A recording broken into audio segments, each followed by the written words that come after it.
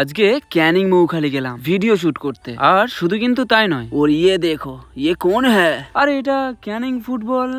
আমাদের এই আশেপাশের মধ্যে যে বড় বড় ফুটবল টুর্নামেন্ট গুলো হয় না, সেই ভিডিও রেকর্ড কিন্তু সেই ইয়াতেগুলি করে। और देखो ये तो मेरा স্যার হ্যাঁ। আর আজ কিন্তু ম্যাডাম দ্বিতীয় দিন আবার এলো আমার কাছে ভিডিও শুট করার। দাঁড়াও, গলার ভয়েসটা ঠিক আছে কি দেখলে।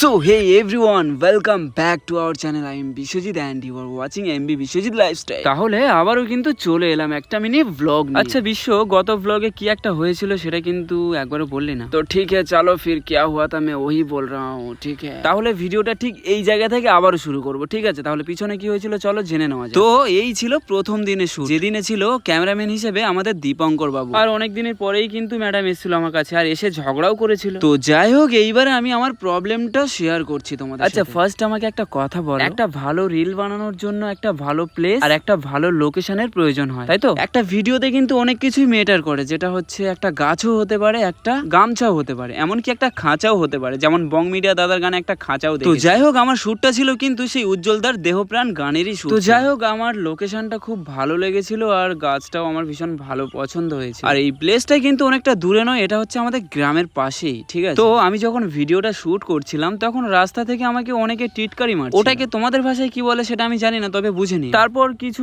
লোক এলো আমার কাছে, আসার পরে আমার দিকে এমন ভাবে তাকাচ্ছে, আমার দিকে মানে দেখছে, মানে আমার একটা কিরকম ফিল হচ্ছে, মানে আচ্ছা মানে আমি কি বলতে চাইছি তোমরা কি বুঝতে পারছো? মানে আমি কি বোঝাতে চাইছি তোমাদেরকে, মানে যেহেতু আমার কাছে ম্যাডাম রয়েছে, মানে একটা মেয়ে রয়েছে আমার কাছে, ঠিক আছে। আচ্ছা মানে বুঝতে পারো না তো তোমরা? তো যাই হোক, বোঝার দরকার নেই, আমি আবার সেই আমার দ্বিতীয় দিনের পার্টের ভিডিওটা স্টার্ট করলাম, ঠিক আছে। তো যাই হোক, প্রথম দিনের শুটে এরকম ঘটনা আমার সাথে ঘটেছে। আমার প্রথমত মনে হচ্ছিল ওরা আমার দিকে কেন এমন ভাবে তাকাচ্ছে। আরে ভাই, আমি তো আমার কাজ করতে এসেছি, আমার ভিডিও শুট করতে এসেছি, আমার হাতে ক্যামেরা রয়েছে। যদি একটা মেয়েকে নিয়ে আমার কোনো খারাপ মন্তব্য থাকে তাহলে তোমাদের বাগানে কেন যাবো আমি? সব ঠিক আছে, আমাকে কেউ কিছু বলেনি, কিন্তু একটু আওয়াজ পেয়েছিলাম। কি জানো তো, খেয়ে কাজ খুঁজে পায় না। আরে ভাই, আমি কি করব না করব সেটা আমার পার্সোনাল ম্যাটার। তুই তোর জায়গায় যদি আমাকে ভালো লাগে শুট করতে দিবি, না হলে না। দেখ, আমি যে কাজটা করি সেই কাজে খোঁটা মারার কোনো অধিকার নেই। আমি একটা সিম্পলি কথা বলছি, আমার ভিডিও শুট করতে কিন্তু 1000 টাকার ওপরেও খরচা হয়। দেখো, যে আমাকে ভিডিও শুট করে দেবে তার কি আর কোনো কাজ নেই? নিশ্চয়ই তার কাজ আছে, তাহলে আমি তাকে কেন নিয়ে আসবো? আর সে কেনই বা আমার কাছে আসবে? তো please I am making a request to you with folded hands, যদি আমাকে সাপোর্ট না দিতে পারো তাহলে কিন্তু আমাকে